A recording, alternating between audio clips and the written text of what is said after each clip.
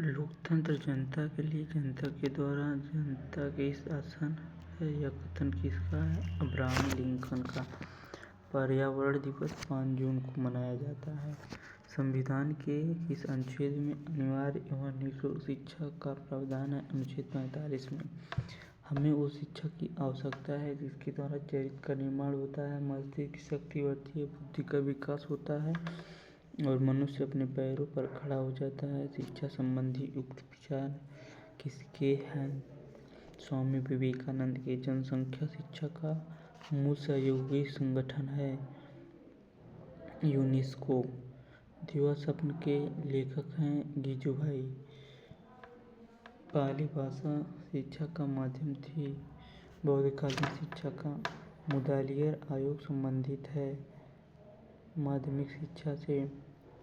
यह सच्ची शिक्षा वह है जो व्यक्ति के अंदर से स्फुटित होती है, यदि अंतर्निहित शक्तियों की अभिव्यक्ति है। यह कथन है रूसो का। आधुनिक शिक्षा का जन्मदाता किसे कहा जाता है? चार्ल्स ग्रांट को। किंडरगार्टन से अभिप्राय है बाल उद्यान। गिजुभाई शिक्षा को मानते हैं बाल केंद्रित। महिला समाख्या योजना कब से लागू हुई थी? 1989 से। मूल्य वह है जो मानव इच्छाओं की दृष्टि कर सके। यह कथन है अर्बन का। स्वच्छ ऊर्जा संसाधन है सौर ऊर्जा। भारतीय संविधान के किस अनुच्छेद के अंतर्गत 6 से 14 वर्ष के बच्चों को निःशुल्क एवं अनिवार्य शिक्षा का अधिकार प्राप्त है? अनुच्छेद 21 का। आदर्शवाद के अनुसार शिक्षा का उद्देश्य है आत्मानुभूति। प्रकृतिवाद किस प्रकार के अनुशासन की बात करता है? मुक्त्यात्मक। शिक्षा एक द्विध्रुवीय प्रक्रिया है। यह कथन है जॉन डेवी का। फ्राबेल द्वारा प्रतिवादी शिक्षा पद्धति है। किंडरगार्टन जनसंचार का यांत्रिक साधन है। रूढ़वादिता तथा निरक्षरता गंभीर समस्या है। बालिकाओं की परोपकार, सत्यनिष्ठा, क्षमाशीलता उदाहरण है। मानव मूल्य का वैदिक साहित्य में प्रयुक्त शिक्षा शब्द का आशय है विद्या, ज्ञान, बोध तथा विनय। उपरोक्त सभी तीनों ऑप्शन सही है इसमें। बौद्धकालीन शिक्षा का प्रमुख उद्देश्य था बालिकाओं का शैक्षिक विकास करना। शिक्षा में प्रयोजनवाद के जन्मदाता हैं विलियम जेम्स।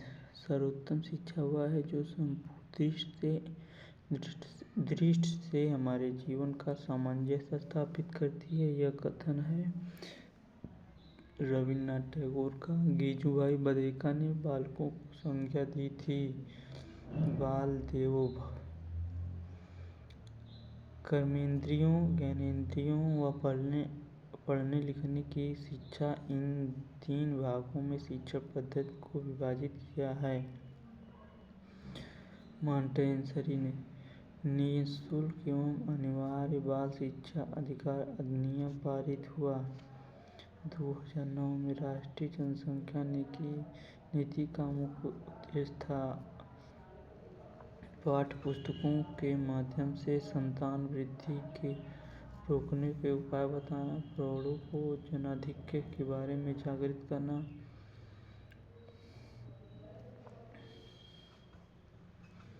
इसका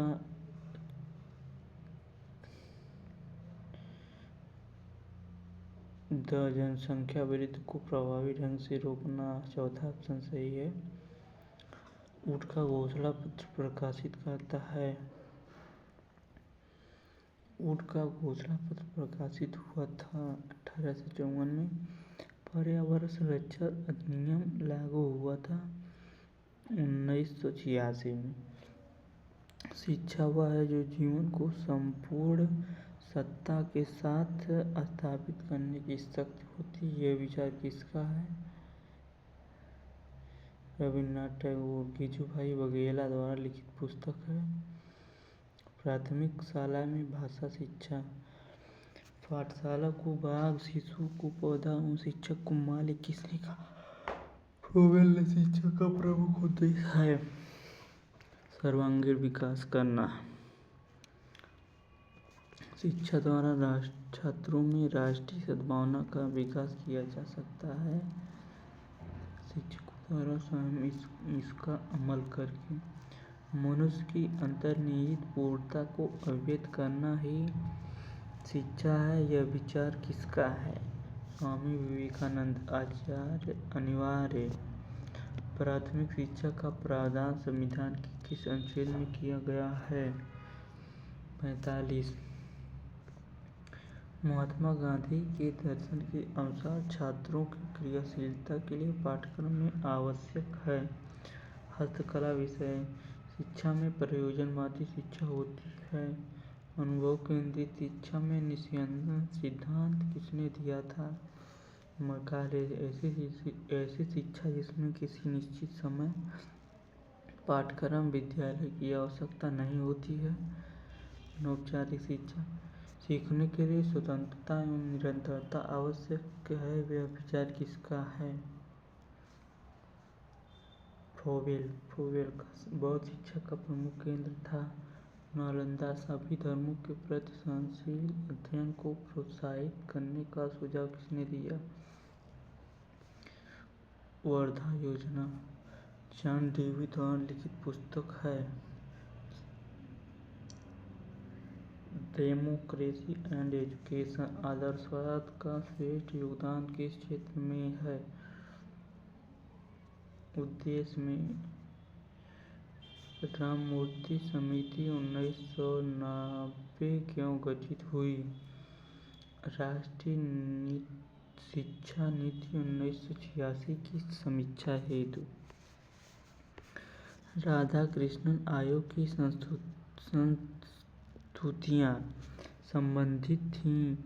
उच्च शिक्षा से ऊट का आज्ञा पत्र प्रकाशित हुआ 19 जुलाई 1854 को। निस्यंदन सिद्धांत किसने दिया था? मैकाले ने अपना प्रतिवेदन प्रस्तुत किया था 1835 में। वैदिक शिक्षा का प्रमुख संस्कार था उपनयन संस्कार। प्रारंभिक शिक्षा प्रारंभ होती थी बाल्यावस्था से। प्रारंभिक शिक्षा प्रारंभ होती है बाल्यावस्था से। शिक्षा स्वस्थ शरीर में स्वस्थ मस्तिष्क का निर्माण करती है, एक कथन है अरस्तु का। शिक्षा का प्रमुख उद्देश्य है सर्वांगीण विकास करना। बालक का मस्तिष्क कोरी प्लेट की बालक का मस्तिष्क कोरी स्लेट की तरह है, यह कथन है रूसो का। मदरसों में शिक्षा का माध्यम है फारसी। बौद्धकालीन शिक्षा संबंधित है वेदों से। वैदिककालीन शिक्षा संबंधित है वेदों से। किंडरगार्टन प्रणाली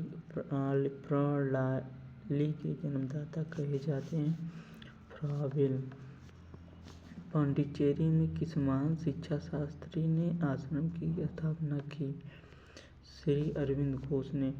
मनुष्य को अंतर्निहित पूर्णता को अभिव्यक्त करना ही शिक्षा है, यह कथन है विवेकानंद का। दूरस्थ शिक्षा का नाम नहीं है सहशिक्षा। बौद्धकालीन शिक्षा में प्रव्रज्या संस्कार कितने वर्ष के बालक को दिया जाता है? 8 वर्ष के। वर्धा में अखिल भारतीय राष्ट्रीय शिक्षा सम्मेलन आयोजित हुआ 1937 में। प्रकृतिवाद की प्रमुख शिक्षण विधि है करके सीखना, खेलों द्वारा सीखना, स्वानुभव द्वारा सीखना, तीनों सही है। गांधी जी के दर्शन के अनुसार छात्रों की क्रियाशीलता के लिए पाठ्यक्रम में आवश्यक है हस्तकला। डेमोक्रेसी एंड एजुकेशन पुस्तक के लेखक हैं जॉन डेवी। समान गुणवत्ता वाले स्कूलों की समान रूप से सभी को उपलब्धि समान अवसर का एक महत्वपूर्ण घटक है। यह कथन है लुईस ग्रीसबर्ग का।